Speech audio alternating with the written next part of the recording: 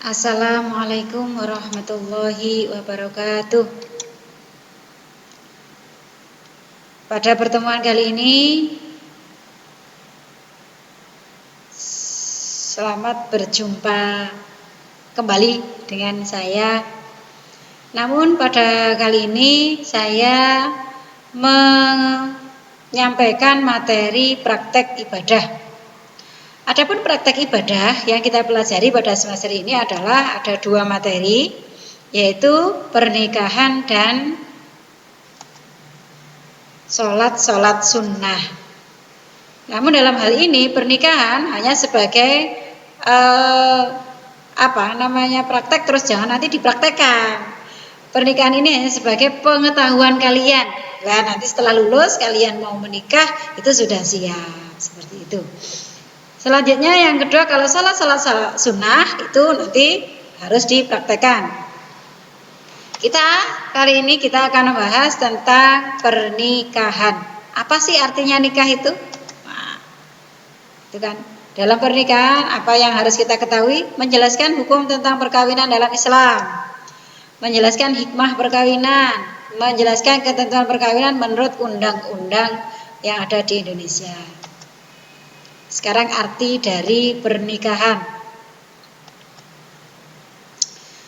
Secara bahasa, nikah itu artinya menghimpun dan mengumpulkan secara bahasa. Kalau secara fikih, pengertian secara fikih yaitu akad yang mengandung kebolehan melakukan hubungan suami istri dengan lafadz nikah atau semakna dengan itu. Contoh seseorang yang sudah orang laki-laki, yang menikah itu orang laki-laki. Kalau orang perempuan itu dinikahi. Orang laki-laki mengucapkan sebuah akad dengan seorang wali perempuan.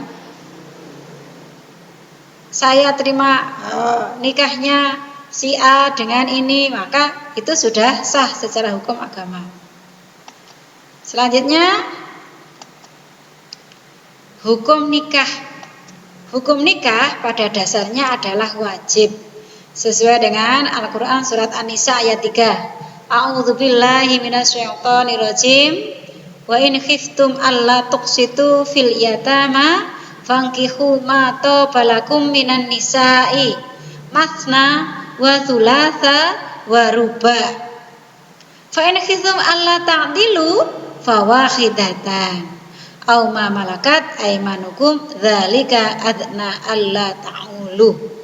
Ya, artinya, dan jika kamu takut tidak dapat berlaku adil terhadap hak-hak perempuan yatim, bila kamu mengawininya maka kawinilah wanita-wanita yang kamu senangi, 2, 3 atau 4. Kemudian jika kamu takut tidak dapat berlaku adil, maka kawinilah seorang saja.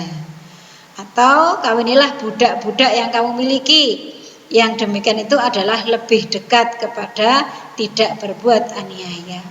Jadi seorang laki-laki itu boleh menikah dalam rumah tangga perkawinan itu adalah 1, 2, 3 sampai dengan 4. Itu. Kalau dia bisa berlaku adil. Adil dalam apa? Dalam materi, dalam rohani, dalam segala hal. Nah, tapi kalau kalian tidak bisa berlaku adil, maka apa? Cukup seorang saja. Tuh. Kayak itu. Terus selanjutnya, sabda Rasulullah tentang pernikahan. Wahai para pemuda, siapa yang telah sanggup untuk menunaikan nafkah lahir dan batin, hendaklah ia kawin. Karena apa? Karena kawin itu merupakan satu jalan untuk membatasi pandangan dari hal-hal negatif dan memelihara kehormatan. Dan barang siapa yang belum mampu untuk nikah, maka hendaklah ia berpuasa, karena puasa itu menjadi perisai baginya. Jadi ada seorang pemuda yang memang sudah mampu, maka dia hendaklah kawin. Supaya apa? Membatasi pandangan. Orang yang sudah menikah itu nggak boleh matanya terus melihat yang, wah ada wanita cantik lagi, ada ini, seperti itu.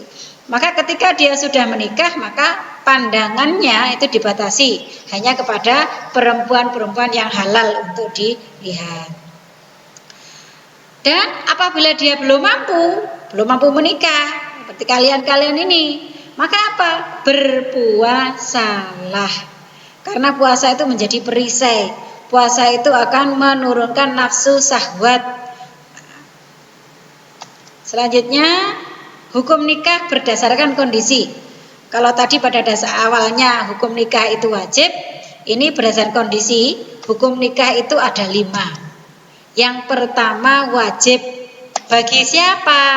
Nah, ini tergantung kondisi seseorang tersebut. Bagi orang yang telah mampu secara jasmani, rohani, dan materi. Sedang dorongan seksual telah mencapai puncak untuk segera disalurkan. Apabila tidak menikah, sangat mungkin akan terjebak dalam perbuatan zina. Seorang laki-laki yang sudah mampu secara jasmani, rohani, dan materi, dan apabila dia tidak menikah, dia akan berbuat zina, maka hukumnya dia wajib untuk menikah. Yang kedua adalah sunnah. Bagi siapa? Bagi orang yang telah mampu secara jasmani dan rohani, materi. Nah, tapi apabila dia tidak menikah, maka tidak khawatir dia akan berbuat zina. Maka hukumnya sunnah. Selanjutnya yang ketiga, hukumnya adalah haram. Loh, kok ada haram juga? Ada. Yaitu bagi orang yang tujuan menikahnya adalah untuk menyakiti wanita atau mempermainkan dia. Dengan jalan nanti ketika setelah menikah saya akan meninggalkannya. Tidak mau bertanggung jawab secara lahir maupun batin. Atau mungkin orang yang terkena penyakit yang menular. Oh, saya mau menikah dengan orang banyak biar semuanya tertular penyakit saya. Penyakit naudzubillah, penyakit HIV, AIDS dan sebagainya.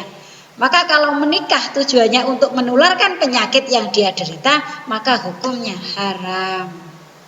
Yang keempat, hukumnya makruh. Bagi siapa? Bagi orang yang secara jasmani dan rohani cukup matang, tetapi secara materi masih belum mampu mencukupi kebutuhan. Orang yang belum bekerja, orang yang masih seperti kalian ini, masih sekolah, itu hukumnya kalau menikah makruh yang laki-laki itu. Yang perempuan juga, kalau nggak ada yang dinikahi, hukumnya makruh. Karena apa? Secara jasmani rohani saya yakin kalian kuat. Tapi secara materi kalian belum mampu. Sekolah masih minta orang tua, uang saku masih minta orang tua dan sebagainya. Yang kelima, hukum nikah adalah mubah. Bagi siapa? Bagi seseorang yang tidak mempunyai faktor pendorong ataupun faktor melarang untuk nikah. Jadi boleh-boleh saja.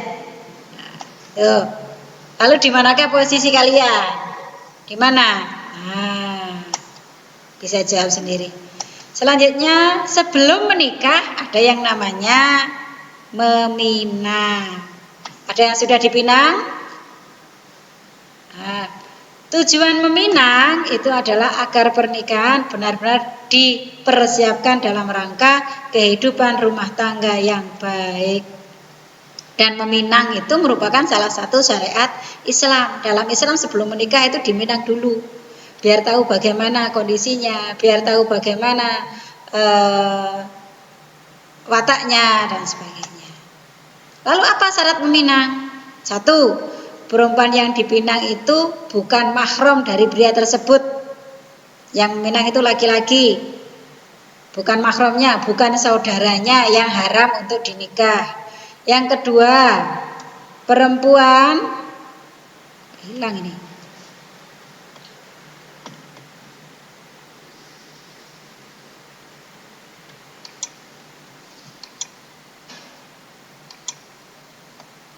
Perempuan tersebut bukan istri orang lain. Tidak wanita yang dalam masa iddah. Jadi bukan istri orang lain, enggak boleh kalau istri orang dipinang. Tidak, wanita yang tidak dalam masa iddah. Apa tuh masa iddah itu? Masa iddah itu masa perempuan setelah diceraikan oleh suaminya, yaitu 3 bulan. Terus yang keempat, tidak dalam pinangan orang lain. Gak boleh kita meminang seseorang perempuan yang sudah ada dalam pinangan saudara kita. Sudah dipinang orang lain terus dipinang kita, gak boleh. Harus digagalkan dulu pinangannya, baru nanti bisa beralih. Jadi nggak benar kalau ketika sebelum janur melengkung itu masih milik umum, salah itu. Terus yang keempat, dalam rangka pinang meminang, seseorang dianjurkan untuk saling melihat. Ketika meminang itu harus saling melihat untuk meneliti sifat-sifat dan kepribadian masing-masing. Demikian pertemuan kali ini, mungkin bisa diambil hikmahnya, diambil ilmunya, dan sampai ketemu pada pertemuan yang selanjutnya. Tetap jaga kesehatan. Semoga kita bisa bertemu lagi di kelas tatap muka. Saya akhiri. Assalamualaikum warahmatullahi wabarakatuh.